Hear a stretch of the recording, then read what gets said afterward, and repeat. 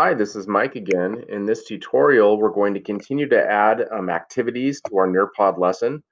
Next up in the list is going to be adding Flipgrid, which is a pretty cool addition to the Nearpod interface, and it works pretty seamlessly. So let's go ahead and get into it.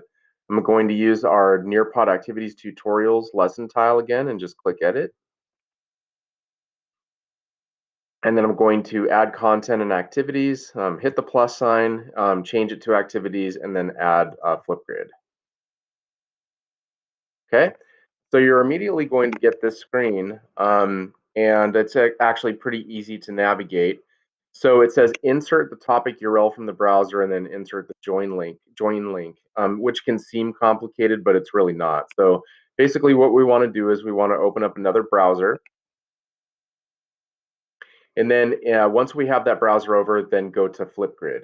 And as you can see, I've already logged into my Flipgrid here. And the way Flipgrid comes up is it starts with your discussions. And then this could be a number of things. It could be your periods, it could be subjects, whatever you would like it to be. So basically, if you need help setting up Flipgrid, then go to the ETMS page, and I've got separate videos on how to do Flipgrid. But once you have it up, you log in, you'll get your home screen, and then you just want to choose the topic that you want to include. So I'm going to click here, Chromebook cohort 2018-2019. I'll click it, and there's 3 topics in here.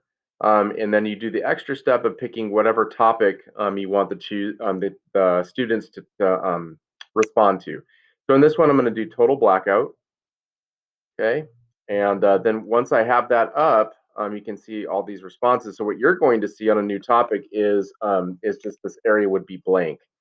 So what you do is you come up here to the top and you copy the URL up here at the top, and then you go to Nearpod and then paste that URL into insert the topic URL from the browser. So that's done.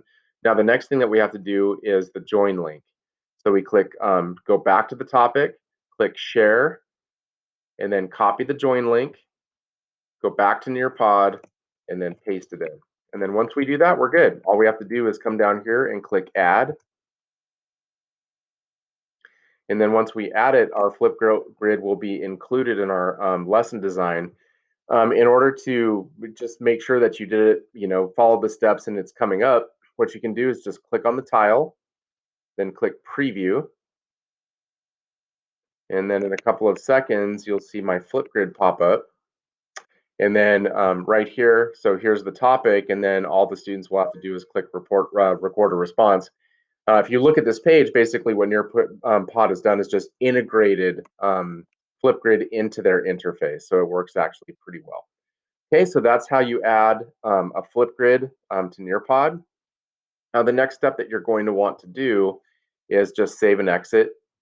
And then you'll see when you get back to your main lesson screen, right here, it says Nearpod Activities Tutorial, and that means everything's saved. The difference between that and something that's unsaved is it will tell you that this is unsaved. You can see the little marker right up here.